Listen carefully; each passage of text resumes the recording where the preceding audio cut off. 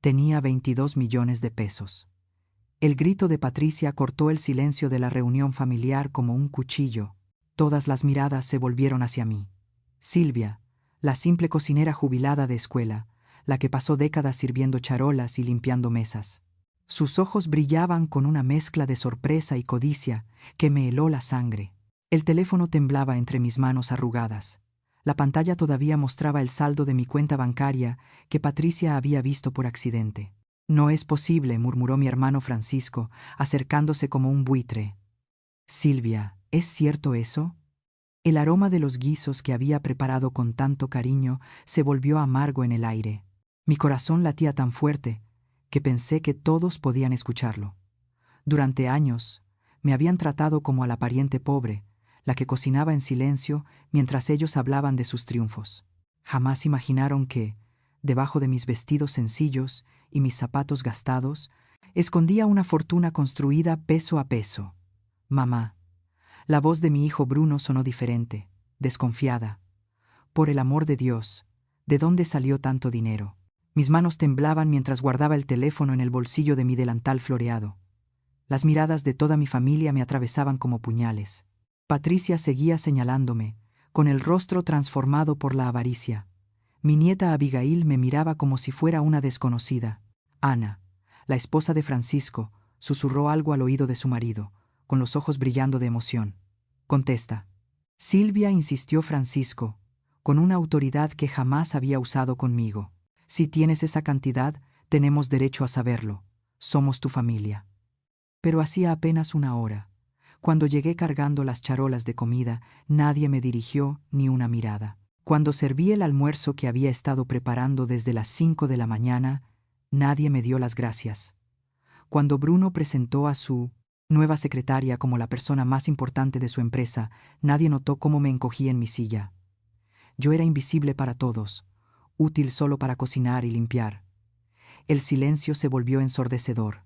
Podía oír el tic-tac del reloj de pared, el murmullo lejano de los niños jugando en el patio, el crujido de las sillas mientras mi familia se acomodaba para escuchar mi explicación. Pero no tenía ningún deseo de explicar nada, no después de décadas de ser tratada como una sirvienta doméstica por mi propia sangre. «Dilo de una vez», alzó la voz Patricia, perdiendo toda compostura. «¿Cómo es posible que una cocinera de escuela tenga tanto dinero? ¿Lo robaste?» Esa acusación fue como una bofetada. Mis ojos se llenaron de lágrimas, pero no de tristeza. Era rabia pura corriendo por mis venas. Había trabajado honestamente toda mi vida. Había ahorrado cada peso, invertido con inteligencia lo poco que ganaba. Había vivido con lo mínimo para construir algo más grande. Pero para ellos, solo podía ser una ladrona. «No robé nada», murmuré, con la voz apenas audible. «Entonces explícalo». Bruno cruzó los brazos, como si estuviera interrogando a una empleada. «No tiene sentido. Una cocinera no puede tener tanto dinero». Sus palabras me dolieron más que todas las demás juntas. Mi propio hijo me reducía a mi oficio, como si fuera lo único que definía mi valor como persona. Como si 40 años de sacrificio, de inteligencia y de decisiones correctas no contaran para nada. El comedor se había transformado en una sala de juicios. Todos esperaban mi confesión, mi justificación, mi rendición. Querían que explicara cómo me había atrevido a tener más dinero que ellos sin su permiso. Querían que pidiera perdón por haber sido más lista de lo que pensaban. Pero ya no era la misma Silvia que esa mañana había entrado con las manos llenas de comida y el corazón lleno de esperanza. «¿Quieren saber de dónde salió el dinero?», dije al fin, con la voz más firme de lo que había sonado en años. «Pues se los voy a decir». Me senté en la silla que siempre había sido mía, la más alejada de la cabecera, la que daba la espalda a la ventana. Durante décadas había ocupado ese lugar sin quejarme, como si fuera natural estar en el rincón más incómodo. Trabajé en la escuela durante 40 años. 40 años de levantarme a las 4 de la mañana para preparar el desayuno de 500 niños. Mientras todos ustedes dormían cómodamente, yo ya estaba pelando papas y lavando ollas. Patricia resopló con desprecio. «Eso no explica los 22 millones de pesos, Silvia. Deja de hacerte la dramática». Su tono condescendiente me recordó todas las veces que había minimizado mis esfuerzos. Cuando le conté que había obtenido mi certificado de preparatoria a los 50 años, se rió y dijo que era tierno que una viejita jugara a ser estudiante. Cuando mencioné que había empezado a invertir mi dinero, me dio una palmadita en la cabeza, como si fuera una niña ingenua. Cada peso que ganaba, lo ahorraba. Seguí ignorando sus burlas. Mientras ustedes gastaban dinero en restaurantes caros y vacaciones, yo comía frijoles con arroz. Mientras ustedes cambiaban de coche cada año, yo caminaba bajo la lluvia para ahorrar el pasaje del camión. Aún así, eso no explica tanto dinero, insistió Bruno, golpeando con los dedos la mesa con impaciencia. Mamá, necesitamos toda la verdad. ¿Toda la verdad? Como si les debiera una explicación por cada decisión que tomé en mi vida. Como si mi dinero les perteneciera automáticamente, por derecho de sangre. Invertí, dije simplemente. Compré acciones cuando nadie las quería. Adquirí propiedades en colonias que después se volvieron valiosas. Estudié el mercado mientras ustedes veían televisión. Francisco soltó una risa, sarcástica. ¿Tú, invirtiendo en la bolsa? Por favor, Silvia, eres una cocinera de escuela. Ahí estaba otra vez, cocinera de escuela. Como si esas dos palabras definieran todo mi potencial, toda mi inteligencia, todo mi valor como ser humano. Como si el trabajo honesto me hiciera incapaz de entender números o tomar decisiones inteligentes. Y también recibí una herencia, añadí, sintiendo cómo sus ojos se encendían con una nueva codicia. El señor Eduardo Enríquez, dueño de la escuela donde trabajé, me dejó parte de su fortuna cuando murió. ¿Te dejó dinero a ti? Ana, la esposa de Francisco, no pudo ocultar su sorpresa. ¿Por qué haría eso? Porque durante 20 años le llevé comida a su casa cuando estaba enfermo. Porque me quedé con él en sus últimos días, cuando su propia familia lo abandonó. Porque fui la única persona que lo trató con dignidad, cuando ya no podía valerse por sí mismo. El silencio, que siguió, fue distinto. Podía ver las ruedas girando en sus cabezas, calculando, planeando, justificando lo que estaban a punto de pedirme. Bruno carraspeó. Mamá, entendemos que trabajaste duro, pero tienes que admitir que ese dinero también nos pertenece. Somos tu familia. Exactamente, intervino Patricia, inclinándose hacia adelante, con una voz empalagosa que no me engañó. Silvia, tú ya viviste tu vida. Nosotros tenemos hijos que educar, cuentas que pagar, sueños que cumplir. Sería egoísta de tu parte quedarte con todo. Egoísta. Esa palabra me atravesó como una lanza. Yo, egoísta. Yo, que sacrifiqué mis propios sueños para ayudarles. Yo, que trabajé hasta dejarme los huesos para no ser una carga. Yo, que viví en una pobreza elegida para construir algo mejor. Tiene razón, continuó Bruno, fingiendo consideración. Mamá necesita vivir cómodamente, pero ella no necesita 22 millones de pesos, dijo Patricia con frialdad. 2 millones serían perfectos para ti. El resto debería dividirse entre la familia. Abigail asintió con entusiasmo. Abuela, piensa en mi educación universitaria, en el futuro de tus nietos. Todos empezaron a hablar al mismo tiempo, enumerando sus necesidades, sus planes, sus sueños, todos financiados con mi dinero.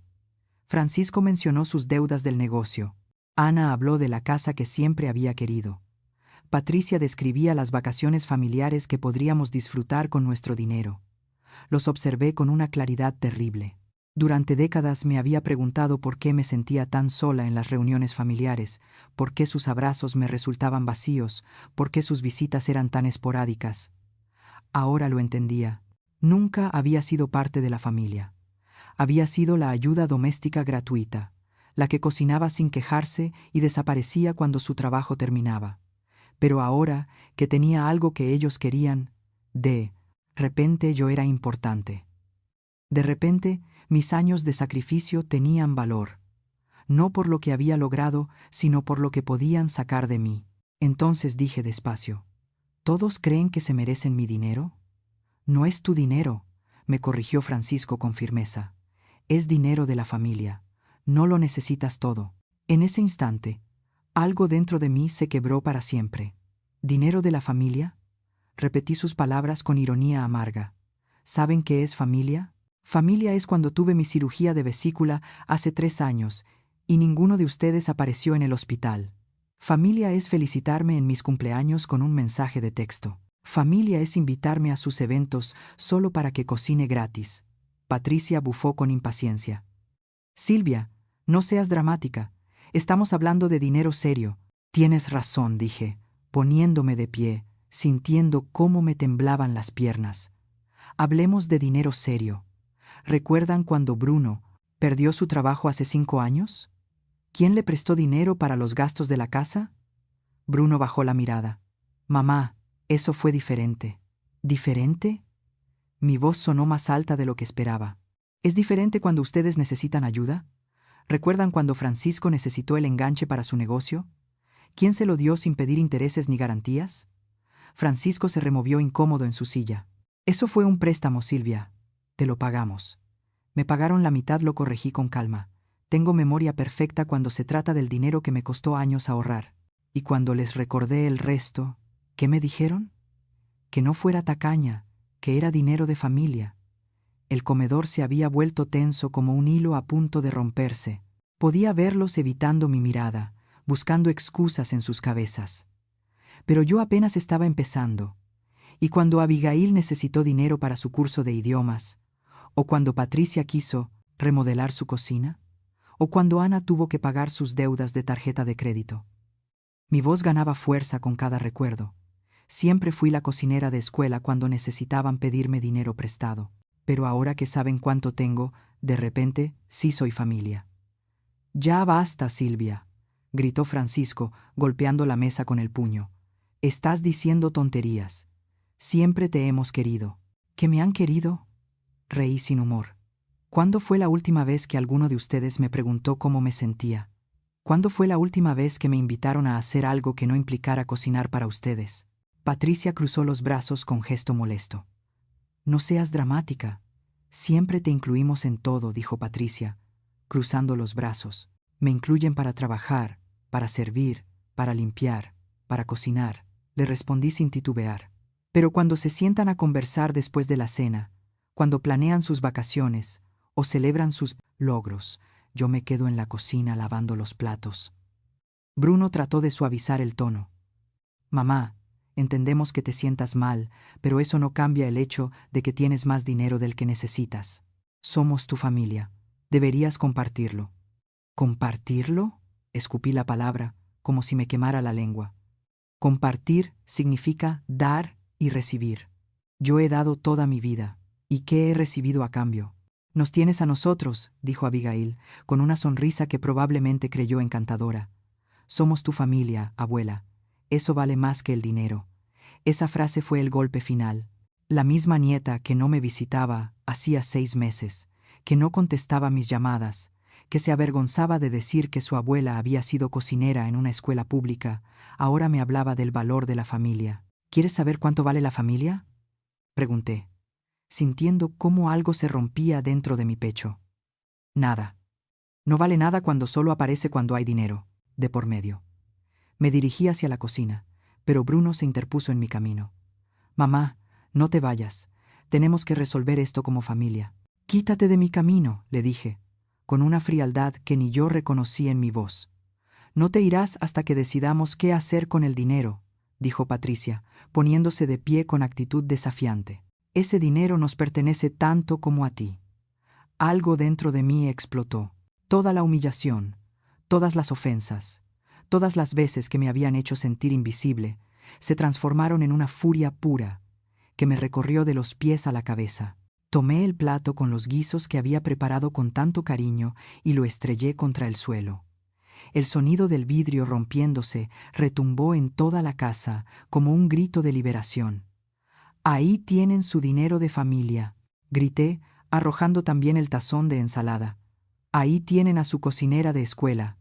Todos retrocedieron, asustados por mi estallido. En 67 años, había sido la mujer silenciosa, la que aguantaba todo con una sonrisa.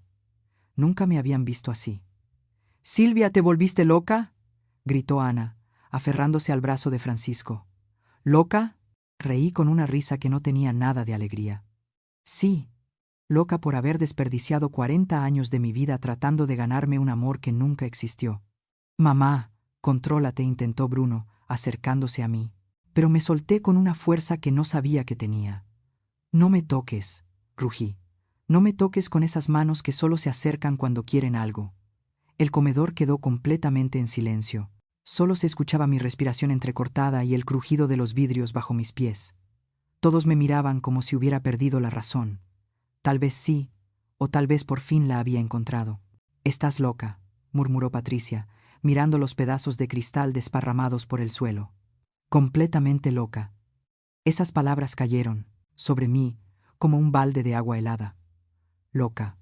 Así me veían ahora que, por primera vez, defendía mi dignidad. Cuando una mujer se niega a ser pisoteada, automáticamente la llaman loca. Sí, respondí, con una calma que hasta a mí me sorprendió. Estoy loca. Loca por haber creído que me amaban por algo más que lo que podía darles.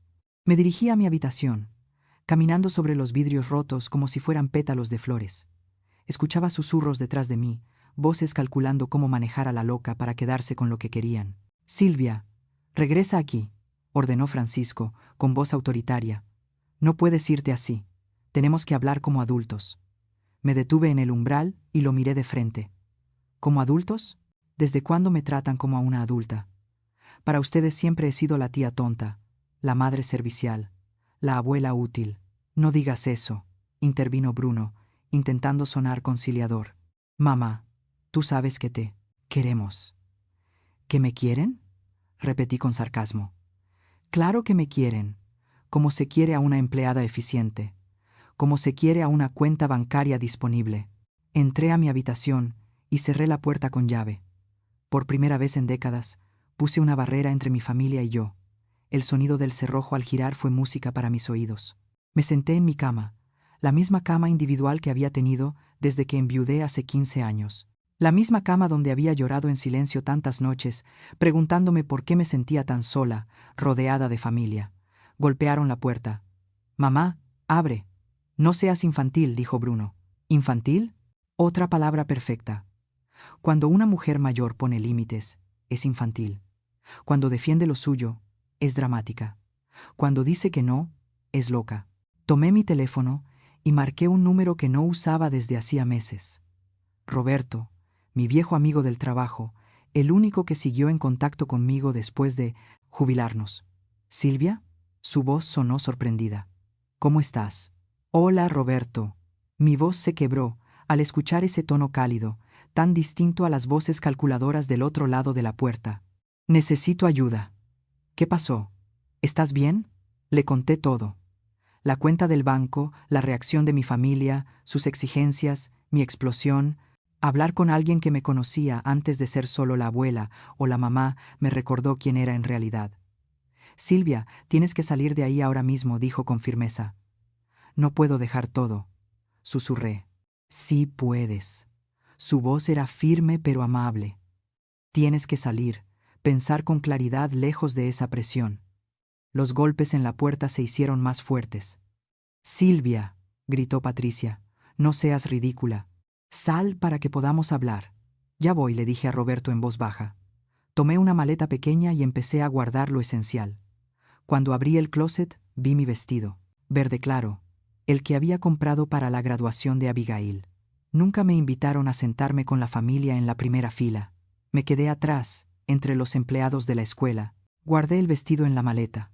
No sabía por qué, pero sentí que lo iba a necesitar. Abrí la ventana de mi habitación, la que daba al jardín trasero, la misma por donde me escapaba de niña cuando mi padre llegaba borracho. Las ironías de la vida. A mis 67 años, volvía a escapar por una ventana, para huir de mi propia familia. «Silvia, ¿estás ahí?» La voz de Bruno sonó más preocupada. Seguramente ya habían notado el silencio. Me trepé por la ventana con la maleta en la mano, los huesos protestando, pero el corazón sintiéndose más libre con cada paso. Caminé por el jardín hasta la calle y detuve un taxi. «¿A dónde la llevo, señora?», preguntó el chofer. Le di la dirección de Roberto y me recosté en el asiento. Por primera vez, en muchos años, nadie sabía dónde estaba. Nadie podía pedirme que cocinara, que limpiara, que diera dinero o que me justificara. El teléfono empezó a sonar, Bruno, luego Patricia, después Francisco. Lo apagué. Llegué a casa de Roberto cuando empezaba a oscurecer. Él me esperaba en la puerta, con una sonrisa triste pero acogedora. «Pasa, Silvia. Siéntete en casa».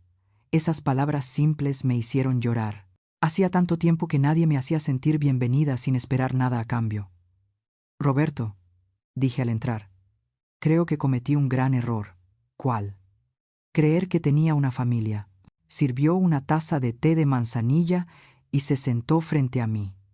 «¿Sabes cuál es la parte más triste de tu historia, Silvia?», me dijo. «Que tienes 22 millones de pesos, pero ellos perdieron algo mucho más valioso». «¿Qué cosa?». «A ti». Esa noche dormí en el cuarto de visitas de Roberto, y por primera vez en décadas dormí sin preocuparme por lo que tendría que cocinar al día siguiente, sin sentir el peso constante de no ser suficiente. Dormí como una mujer libre. Desperté con el canto de los pájaros afuera de la ventana. Por un momento, no recordé dónde estaba, hasta que el aroma del café recién hecho me devolvió a la realidad. Roberto ya estaba despierto preparando el desayuno. «Buenos días, Silvia», me saludó con una sonrisa sincera. «¿Cómo dormiste?». «Como no había dormido en años», respondí. Me sorprendió lo descansada que me sentía. «Gracias por recibirme así, Roberto». «No tienes que agradecerme», respondió con una sonrisa tranquila. «Para eso están los verdaderos amigos. Amigos verdaderos». ¿Qué concepto tan extraño? Después de pasar décadas confundiendo una familia tóxica con amor genuino. Mientras desayunábamos, Roberto me contó que había seguido mis inversiones desde que le mencioné que había empezado a comprar acciones. «Siempre supe que eras más inteligente de lo que tu familia creía», dijo. «Eres una mujer brillante, Silvia. No dejes que nadie te haga creer lo contrario». El teléfono que había dejado apagado la noche anterior vibraba sobre la mesa. 43 llamadas perdidas. 20 mensajes de WhatsApp. «¿Vas a contestar?», preguntó Roberto. «Supongo que tengo que enfrentar esto», respondí. Encendí el teléfono y los mensajes comenzaron a llegar uno tras otro. Primero Bruno. «Mamá, estamos preocupados. ¿Dónde estás? Vuelve a casa para que podamos hablar con calma». Luego Patricia. «Silvia, no seas dramática. Sabemos que estás molesta, pero huir no soluciona nada. Pensemos en una solución que beneficie a todos». Después Francisco, más directo. «Silvia, esto es ridículo. Eres una mujer mayor. No puedes estar sola por ahí. Vuelve de inmediato». Todos hablaban de mi regreso, de soluciones, de beneficios mutuos. Ninguno pidió perdón. Ninguno reconoció haber hecho mal. Para ellos, la irracional era yo. ¿Sabes qué es lo más revelador de estos mensajes?, le dije a Roberto después de leérselos. Ni uno solo dice, «Lo siento» o «Nos equivocamos». Solo quieren que vuelva para seguir negociando mi dinero. Roberto asintió con sabiduría. La verdadera naturaleza de las personas sale a la luz cuando hay dinero de por medio. El teléfono volvió a sonar. Era Bruno otra vez. Esta vez decidí contestar. «Mamá, gracias a Dios. Estábamos tan preocupados». «¿Dónde estás?». «Estoy bien, Bruno». «Mamá, tienes que regresar». Patricia no durmió en toda la noche, estaba muy preocupada. Reí, sin humor. ¿Preocupada por mí? ¿O por los 22 millones de pesos? «Mamá, no digas eso. Todos estamos preocupados por ti. Somos tu familia». Ayer no era su familia, Bruno. Ayer era su cocinera. Hoy, que saben que tengo dinero, mágicamente vuelvo a ser familia. No es así, mamá. Te estás dejando llevar por tus emociones. Ahí estaba otra vez. Mi emoción era el problema, no su codicia. Mi reacción era exagerada, no su traición. Bruno, dije con toda la calma que pude reunir. ¿Recuerdas la última vez que me llamaste solo para preguntar cómo estaba? ¿Recuerdas la última vez que me visitaste sin necesitar nada? Silencio al otro lado de la línea. No puedes recordarlo, ¿verdad?, continué. Porque nunca ha pasado. Solo me buscan cuando necesitan que cocine para sus reuniones, cuando necesitan que les preste dinero, o cuando quieren que cuide a los niños gratis. Mamá, eso no es justo. ¿No es justo? ¿Sabes qué no es justo, Bruno? Que tu propia madre tenga que escapar por una ventana para sentirse libre dentro de su familia. ¿Escapaste por la ventana? Su voz sonó realmente sorprendida. casi como la de un adolescente. Sí, porque me hicieron sentir prisionera en mi propia casa. Hubo otro largo silencio. Escuché voces de fondo. Patricia hablándole, diciéndole qué debía decir. Mamá, la voz de Bruno cambió, se volvió calculada. Entendemos que estás molesta, pero piensa racionalmente. Tienes 67 años. Ese dinero debería asegurarse para tu vejez y luego distribuirse entre la familia. Es la forma lógica de manejarlo. ¿La forma lógica? Repetí, con amargura. ¿Y quién decide qué es lógico? ¿Tú? Somos tu familia, mamá. Tenemos derecho a opinar sobre decisiones tan importantes. ¿Derecho? Mi voz subió un tono. ¿Con qué derecho se atreven a reclamar el dinero que yo gané, que yo ahorré, que yo invertí con inteligencia? Patricia tomó el teléfono. Silvia, deja de ser tan dramática. Vuelve a casa y hablemos como adultos civilizados. Adultos civilizados, repetí con amargura. Como cuando gritaste frente a toda la familia que yo tenía 22 millones de pesos. Como cuando me acusaste de haberlos robado. ¿Eso es tu idea de ser civilizada? Reaccioné como era natural, respondió Patricia, sorprendida. ¿Natural? Lo natural habría sido alegrarte por mí. Lo natural habría sido decir, qué bueno que pudiste ahorrar tanto. Pero lo primero que pensaron fue cómo quedarse con una parte de ese dinero. Eso no es verdad. Claro que lo es, Patricia, y tú lo sabes. Colgué el teléfono y lo apagué de nuevo. Roberto me observaba con una mezcla de orgullo y preocupación. ¿Cómo te sientes?, preguntó. ¿Libre?, respondí, sin dudar. Por primera vez en décadas, me siento completamente libre. Durante los siguientes 3 días, mi teléfono no dejó de sonar. Cada llamada era un intento distinto de manipulación. Cada mensaje, una nueva estrategia para hacerme sentir culpable. Bruno alternaba entre una preocupación fingida y amenazas veladas. Patricia cambiaba entre chantaje emocional e insultos directos. Francisco había optado por su tono de autoridad patriarcal, recordándome que solo era una mujer y que necesitaba la guía de un hombre para manejar tanto dinero. Pero el mensaje que más me dolió llegó al 4.º día. Era de Abigail, mi nieta. Abuela, estoy muy triste. Mamá dice que te volviste egoísta y que ya no nos quieres. Dice que prefieres el dinero a tu familia. ¿Es verdad? Te quiero mucho, pero no entiendo por qué no quieres ayudarnos. ¿Ya no soy tu nieta favorita? Esas palabras me partieron el corazón. Estaban usando a una niña de 14 años para manipularme, llenándole la cabeza con mentiras sobre mi supuesta maldad. Roberto, dije, con lágrimas en los ojos, están envenenando a mi nieta en mi contra. Es lo que hacen los manipuladores, respondió con tristeza. Usan a los más vulnerables como armas emocionales. Esa tarde decidí responderle a Abigail, pero no por teléfono. Fui a su escuela y la griva lingualese esperé afuera. Cuando me vio, corrió hacia mí con una sonrisa que se desvaneció enseguida. Abuela, mamá dice que no debo hablar contigo. ¿Y tú qué piensas?, le pregunté, sentándome con ella en una banca del parque cercano. ¿Crees que tu abuela se volvió una mala persona? Abigail me miró con esos ojos inteligentes que había heredado de su bisabuela. No sé, abuela. Mamá dice que tienes mucho dinero y no quieres compartirlo con nosotros. Dice que eso está mal. ¿Te acuerdas de tu cumpleaños número 12? Le pregunté. ¿Recuerdas qué fue lo que más te gustó? El pastel que me hiciste, respondió sin dudar. Era de chocolate con fresas y tenía mi nombre escrito en betún rosa. ¿Recuerdas cuánto tiempo me tardé en hacerlo? Todo el día. Llegaste súper temprano y te quedaste hasta después de la fiesta para limpiar todo. ¿Y recuerdas quién más ayudó a preparar tu fiesta? Abigail frunció el ceño, pensando. Nadie. Solo tú, abuela. Exacto, solo yo.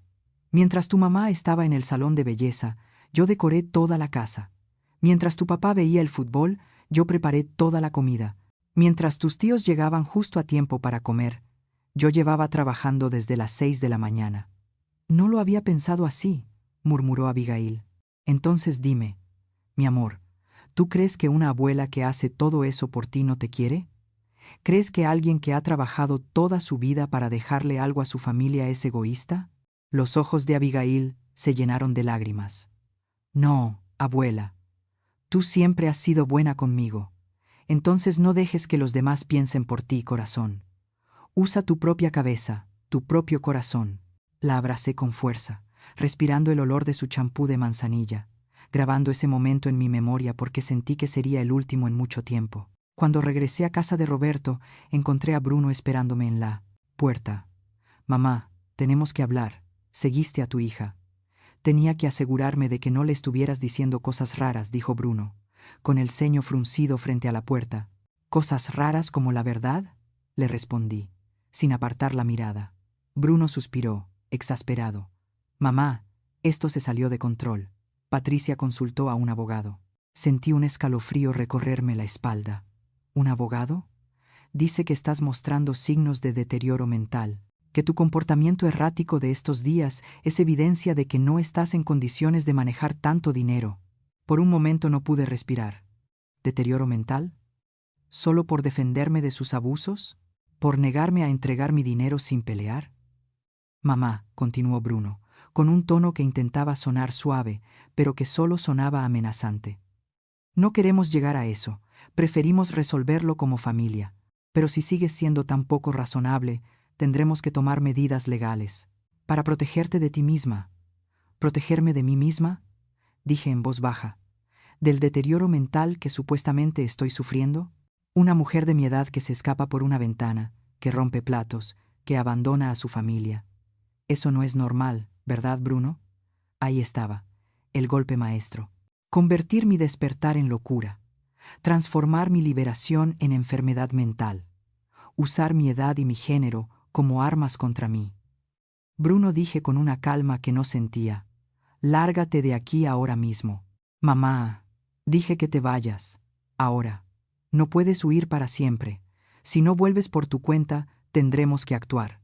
Cuando se fue, me senté con Roberto a analizar la situación. Él, que había trabajado como contador durante 30 años, entendía perfectamente lo que estaba pasando. Silvia, necesitas protección legal inmediata, me dijo. Serio. ¿Crees que pueden quitarme mi dinero?, pregunté, con un nudo en el estómago. Pueden intentarlo. Y con un abogado astuto, y tu edad en contra, podrían lograrlo. Tienes que asegurar tus bienes antes de que sea demasiado tarde.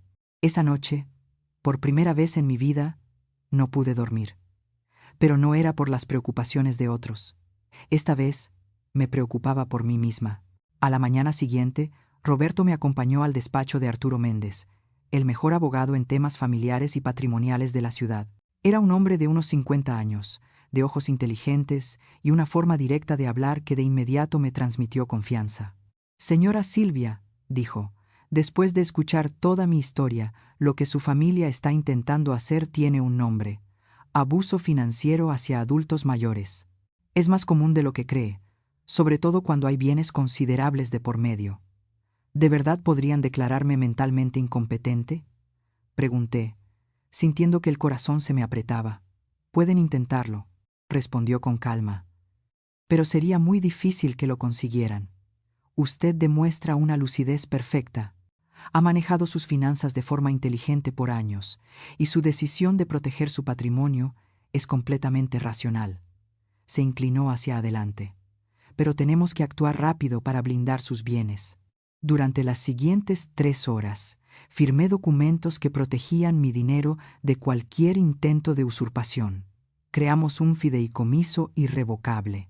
Actualicé mi testamento con cláusulas muy específicas y establecí poderes legales claros en caso de que algún día realmente necesitara ayuda. ¿Y si llegan con una orden judicial?, pregunté. Que vengan, respondió Arturo con una sonrisa confiada. Todo está perfectamente documentado. Su dinero está protegido legal e irrevocablemente. Cuando salimos del despacho, sentí como si me hubiera puesto una armadura invisible. Por primera vez en días, pude respirar con tranquilidad, pero la paz duró poco. Esa tarde, Patricia apareció en casa de Roberto, acompañada por 2 oficiales de policía. Señora Silvia, dijo uno de ellos, su nuera presentó un reporte de desaparición. Asegura que está siendo manipulada por este señor. Miré a Patricia con una mezcla de desprecio y lástima. Oficiales, como pueden ver, estoy perfectamente bien. No estoy desaparecida, ni estoy siendo manipulada por nadie. Silvia, intervino Patricia con su voz más dulce. Todos estamos preocupados por ti. Has estado actuando de forma muy extraña. Este hombre señaló a Roberto con desdén. Claramente se está aprovechando de tu confusión mental. ¿Confusión mental? Solté una carcajada abierta. ¿Así le llaman ahora a negarme a entregarles mi dinero? Los oficiales se miraron entre sí, incómodos. Era evidente que se habían dado cuenta de que no se trataba de una desaparición, sino de un pleito familiar por dinero. Señora, me dijo el más joven, ¿está aquí por su propia voluntad? Completamente respondí. Y tengo plena capacidad mental para tomar mis propias decisiones. Pero, Silvia, insistió Patricia, tienes que entender que estamos preocupados. Dejaste tu casa así, rompiste cosas, te fuiste sin avisar. Eso no es normal en ti. Sabe que no es normal, oficial, dije, ignorando a Patricia. Que una familia le exija a una mujer de 67 años entregar los ahorros de toda su vida solo porque son sus parientes. El rostro de Patricia se puso rojo de vergüenza. Silvia, no les digas mentiras. No son mentiras, repliqué, sacando mi teléfono. Aquí está toda la evidencia de cómo mi familia ha intentado presionarme para que les dé mi dinero. Los oficiales leyeron los mensajes con expresiones cada vez más serias. Las amenazas veladas, el chantaje emocional, los intentos de declararme mentalmente incompetente, todo estaba documentado. Señora Patricia, dijo el oficial de mayor rango, esto parece ser un asunto civil, no penal. La señora Silvia está en pleno uso de sus facultades mentales y tiene todo el derecho de disponer de su dinero como mejor le parezca. Pero la están manipulando, gritó Patricia, perdiendo toda compostura. La única manipulación que veo aquí, respondió el oficial con frialdad, es la que ustedes están ejerciendo sobre ella. Cuando se fueron, Patricia se quedó en el umbral de la puerta, con los puños cerrados y una expresión de odio puro. Esto no se va a quedar así, Silvia dijo con voz venenosa. Te vas a arrepentir de haber elegido el dinero por encima de tu familia. Patricia, respondí con una calma que me sorprendió a mí misma. Yo no elegí el dinero por encima de la familia. Ustedes eligieron el dinero por encima de mí. Eres una vieja amargada y egoísta. Tal vez, respondí con serenidad, pero soy una vieja, amargada y egoísta, con 22 millones de pesos que ustedes jamás tocarán. Patricia salió dando un portazo tan fuerte que toda la casa tembló. Esa noche, Roberto y yo cenamos en silencio. Pasó un largo rato antes de que él hablara. ¿Te arrepientes de algo?, preguntó. Lo pensé un momento. Sí, de haber tardado tanto en abrir los ojos. De haber desperdiciado tantos años intentando ganarme un amor que nunca fue real. ¿Y del dinero? ¿Te arrepientes de habérselos negado? Ni un poco, respondí sin dudar. Ese dinero representa 40 años de trabajo honesto, de sacrificios, de decisiones inteligentes. No voy a regalárselo a personas que me desprecian. ¿Y ahora qué vas a hacer? Sonreí por primera vez en días. Algo que debía hacer hace mucho. ¿Qué cosa? Vivir para mí. Esa noche, antes de dormir, escribí una carta que sabía que cambiaría todo para siempre. Una carta que cerraría definitivamente un capítulo de mi vida y abriría otro completamente nuevo. Una carta que mi familia jamás vio venir. La carta que escribí esa noche iba dirigida al director de la Fundación Educativa San Miguel, una organización que ayudaba a niños de bajos recursos a continuar sus estudios. Había seguido su labor durante años, admirando en silencio su trabajo desde mi pequeño mundo de cocinera escolar. Estimado director, escribí con mi letra cuidadosa. Mi nombre es Silvia Vázquez. Soy cocinera jubilada y deseo hacer una donación significativa a su fundación. Mientras escribía, sentí una paz que no había experimentado en décadas. Por primera vez, mi dinero tendría un propósito que me llenaba de orgullo, no de vergüenza. 2 días después, Bruno apareció en casa de Roberto con una nueva estrategia. Esta vez venía acompañado por Francisco y un hombre que se presentó como mediador familiar. «Mamá», dijo Bruno con una sonrisa forzada, «trajimos al señor Vargas para ayudarnos a encontrar una solución que beneficie a todos. Ese tal Vargas era un hombre delgado, con la expresión de un tiburón hambriento. Señora Silvia, entiendo que ha habido algunos malentendidos familiares, dijo con voz melosa. Estoy aquí para facilitar un acuerdo equitativo. ¿Equitativo para quién?, pregunté directamente. Para toda la familia, respondió con una sonrisa aceitosa. Hemos preparado una propuesta muy razonable. Usted conservaría 5 millones de pesos para sus gastos personales, y los 17 millones restantes se distribuirían entre sus herederos directos. Le solté una carcajada en la cara. ¿Herederos directos? ¿Estoy muerta acaso? Francisco se removió incómodo en su asiento. Silvia, no seas dramática. Es una propuesta justa. ¿Justa? Mi voz se alzó con fuerza. ¿Justo es que ustedes decidan cómo debo gastar el dinero que gané con mi propio esfuerzo? Mamá, intervino Bruno con tono paternal. 5 millones son más que suficientes para una mujer de tu edad. ¿Qué vas a hacer con tanto dinero? ¿Llevarlo a la tumba? Tal vez, respondí con sequedad, o tal vez lo done todo a una causa benéfica. Es mi dinero, y haré con él lo que se me dé la gana. El mediador carraspeó. Señora Silvia, debe entender que la familia tiene derechos legítimos. Su comportamiento errático, en los últimos días, sugiere que podría no estar tomando las mejores decisiones. ¿Errático? Roberto habló por primera vez. ¿Le parece errático que una mujer se defienda del abuso financiero de su propia familia? Usted no tiene voz en este asunto, le soltó Francisco con rudeza. Esto es un problema familiar. Roberto tiene más derecho a opinar que ustedes, dije con frialdad. Ha sido más familia para mí en estos días que ustedes en toda su vida. Mamá, ya basta. Bruno perdió la paciencia. Si no aceptas esta propuesta razonable, tendremos que tomar medidas más drásticas. ¿Cómo cuáles?, pregunté. Demostrar que no eres capaz de manejar tu propio patrimonio, respondió el mediador, con una sonrisa que me revolvió el estómago.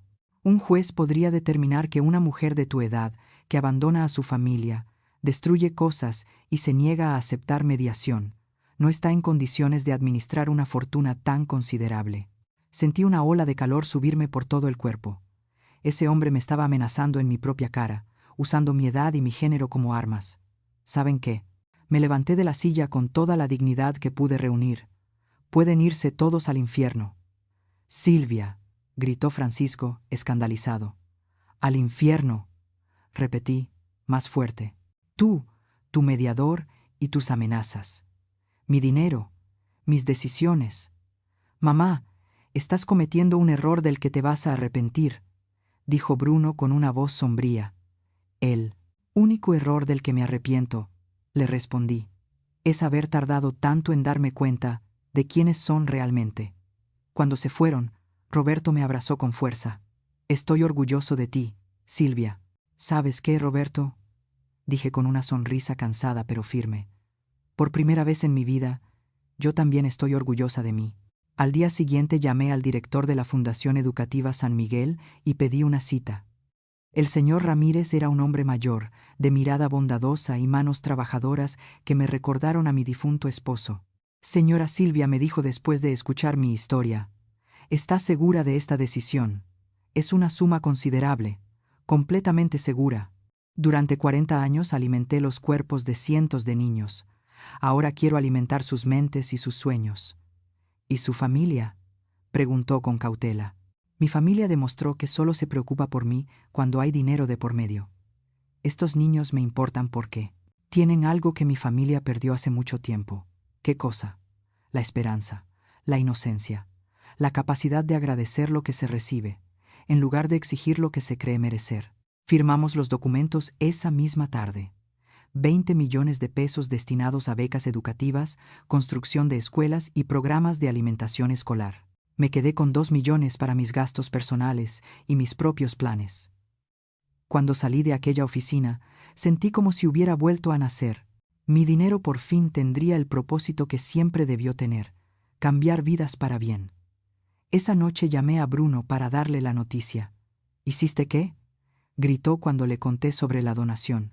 Doné 20 millones de pesos a la educación de niños necesitados. Estás completamente loca. Ese dinero era nuestro. No le respondí con absoluta calma. Nunca fue suyo, y ahora jamás lo será. El escándalo familiar que siguió a mi donación fue épico. Patricia apareció en mi antigua casa con un camión de mudanza, creyendo que aún vivía allí, y gritó durante una hora entera frente a las ventanas vacías, insultándome y amenazándome con demandas que nunca podría ganar. Los vecinos llamaron a la policía. Bruno intentó impugnar la donación por la vía legal, pero Arturo Méndez, mi abogado, había hecho su trabajo a la perfección. Todos los documentos estaban en orden. Todas las evaluaciones psicológicas que él mismo había solicitado confirmaban mi plena capacidad mental, y la donación era totalmente irrevocable. Francisco llegó al extremo de aparecer en un noticiero local, afirmando que yo había sido manipulada por personas sin escrúpulos para regalar la supuesta fortuna familiar. La entrevista fue tan ridícula que se volvió viral en redes sociales, donde la gente se burlaba de un hombre que exigía públicamente la herencia de su hermana viva. Pero nada de eso me afectaba, ya, porque, por primera vez en mi vida, estaba realmente viviendo. Con los 2 millones que me quedé, compré un pequeño departamento frente al mar, en un pueblo costero a 3 horas de la ciudad. Desde mi ventana podía ver el amanecer cada día, algo que nunca tuve tiempo de disfrutar cuando vivía para complacer a los demás. Roberto se mudó a un departamento cercano y nos convertimos en compañeros de aventuras. Juntos viajamos a los lugares con los que siempre había soñado, pero que nunca me había atrevido a visitar. París, donde por fin probé macarrones auténticos después de años de preparar versiones baratas para las fiestas familiares. Roma, donde caminé por calles antiguas sintiéndome más libre que nunca. Machu Picchu, donde lloré de emoción al darme cuenta de que, a mis 67 años, estaba viviendo la vida que siempre había querido. Documenté cada viaje en un blog que creé con el título Nunca es tarde para empezar. Las historias sobre mi despertar familiar y mi nueva vida comenzaron a inspirar a otras mujeres mayores que se sentían invisibles dentro de sus propias familias. Una mujer de Colombia, llamada Leonor, de 70 años, me escribió: «Tu historia me dio el valor para divorciarme después de 50 años de abuso. Gracias por enseñarme que nunca es tarde para elegirse a una misma». Cada semana llegaban cientos de mensajes similares. Mujeres que habían pasado décadas siendo las cuidadoras invisibles, las que cocinaban sin agradecimientos, las que daban sin recibir, las que se sacrificaban hasta desaparecer. Mi historia les había mostrado que podían decir no, que podían poner límites, que podían vivir para sí mismas. La Fundación Educativa San Miguel me invitó a formar parte de su consejo directivo. Por primera vez en mi vida, mi opinión tenía valor. Mis ideas eran escuchadas. Mi experiencia era respetada. Ayudé a diseñar programas de alimentación escolar basados en mis 40 años de trabajo. Y en cada escuela que construimos con mi donación, había una placa que decía: «Donado por alguien que creyó en el poder de la educación». Un año después de mi escape por la ventana, recibí una llamada inesperada. Era Abigail, mi nieta, que ya tenía 15 años. «Abuela», dijo con la voz temblorosa, «me escapé de casa. ¿Puedo quedarme contigo? ¿Qué pasó, mi vida? Mis papás se están divorciando y pelean todo el tiempo por dinero. Mamá dice que todo es tu culpa, que tu egoísmo destruyó a la familia. Pero recordé lo que me dijiste en el parque. Usé mi propia cabeza y me di cuenta de que los egoístas son ellos, no tú». Aquella tarde, Abigail llegó a mi departamento con una pequeña maleta y una sonrisa nerviosa. Le preparé su comida favorita mientras me contaba cómo la guerra familiar había escalado hasta volverse insoportable. «Abuela», me dijo, mientras cenábamos frente al mar, «¿es verdad que donaste casi todo tu dinero? ¿Es verdad? ¿Y no te arrepientes?». «Para nada», le respondí. «Ese dinero está construyendo escuelas, educando niños, alimentando sueños. No podría estar mejor invertido». «¿Y qué hay de nosotros?», preguntó. «¿De mi universidad?». «Mi amor», le dije, tomando sus manos jóvenes, «yo no voy a pagarte la universidad. Tú la vas a ganar con tu esfuerzo, con tu inteligencia, con tu trabajo, y cuando lo logres, la vas a valorar 1000 veces más que si te la hubieran regalado». Abigail asintió, pensativa. «Como tú hiciste con tu dinero. Exactamente, como yo lo hice». Hoy, 3 años después, Abigail estudia con una beca completa que ganó por mérito propio. Mientras trabaja medio tiempo en la fundación, ayudándome con los programas educativos. Se ha convertido en la hija que nunca tuve, en la compañía que siempre busqué, en la familia que por fin merezco. Bruno y Patricia se divorciaron, peleando por deudas, no por herencias. El negocio de Francisco quebró y tuvo que vender su casa. Ana me envió un mensaje el año pasado, pidiéndome perdón y sugiriendo, con sutileza, que tal vez podríamos hablar. Nunca le respondí. Esta mañana, mientras escribo el último capítulo de mi libro, Nunca es tarde para empezar, que será publicado el próximo mes, escucho a Abigail preparando el desayuno en la cocina. Huele a café recién hecho y a libertad. A mis 70 años, por fin aprendí la lección más importante de mi vida. El amor verdadero nunca viene acompañado de facturas. Las personas que de verdad te quieren celebran tus triunfos, no calculan cómo beneficiarse de ellos. Mi familia creyó que, al quitarme su falso amor, me estaban castigando. No sabían que, en realidad, me estaban liberando. Ahora, cada amanecer desde mi ventana frente al mar, me recuerda algo esencial. Nunca es tarde para elegir la vida que mereces, para decir no a quienes te hieren, y para descubrir que la verdadera familia no siempre comparte tu sangre, sino tus valores. Y esa es la historia de cómo una simple cocinera escolar se convirtió en la mujer más libre del mundo. Han pasado 5 años desde aquella reunión familiar que cambió mi vida para siempre. Hoy, mientras escribo estas líneas desde la terraza de mi casa en la Toscana, Italia, donde vine a pasar el verano, puedo decir con absoluta certeza que la decisión más valiente que tomé en mis 72 años fue escapar por aquella ventana. La Fundación Educativa San Miguel se ha convertido en la organización educativa más importante de la región. Con mi donación inicial, construimos 17 escuelas, otorgamos más de 2.000 becas universitarias y creamos un programa de alimentación escolar que beneficia a 15.000 niños cada día. Cada vez que visito una de mis escuelas y veo los rostros luminosos de esos niños que ahora tienen acceso a una educación de calidad, siento que mi dinero encontró su verdadero destino. Mi libro, traducido a 8 idiomas, ha vendido más de 500.000 de copias y se ha convertido en un manual de liberación para mujeres mayores en todo el mundo. Las cartas que recibo cada día confirman que mi historia no fue única. Miles de mujeres viven situaciones similares, sintiendo que su valor se mide solo por lo que pueden dar a los demás. Querida Silvia, me escribió una lectora desde España. Después de leer tu libro a los 65 años, me divorcié del hombre que me humilló durante 40 años. Hoy vivo sola, feliz, y por primera vez en mi vida, nadie me grita por la comida fría ni por no plancharle la camisa a la perfección. Gracias por enseñarme que el respeto no se pide de rodillas, se exige de pie. Abigail, ahora con 18 años, se graduó con honores de la preparatoria y estudia Administración de Empresas con una beca completa en la universidad más prestigiosa del país. Los fines de semana viene a visitarme y trabajamos juntas en los proyectos de la fundación. Se ha convertido en una joven segura, independiente, que comprende el valor del trabajo honesto y de la dignidad personal. Es la prueba viva de que romper los círculos familiares tóxicos puede salvar a las siguientes generaciones. Abuela me dijo el mes pasado, antes pensaba que eras mala por no darle dinero a mis papás. Ahora entiendo que fuiste la más inteligente de todos. Me enseñaste que el amor verdadero no se compra ni se vende. Roberto y yo nos casamos hace 2 años, en una pequeña ceremonia frente al mar, acompañados solo por Abigail y algunos amigos de la fundación. A mis 70 años, experimenté por primera vez lo que significa tener una pareja que me ama por quien soy, y no por lo que puedo darle. Nuestros días transcurren entre viajes, lecturas, caminatas por la playa y trabajo conjunto en proyectos educativos.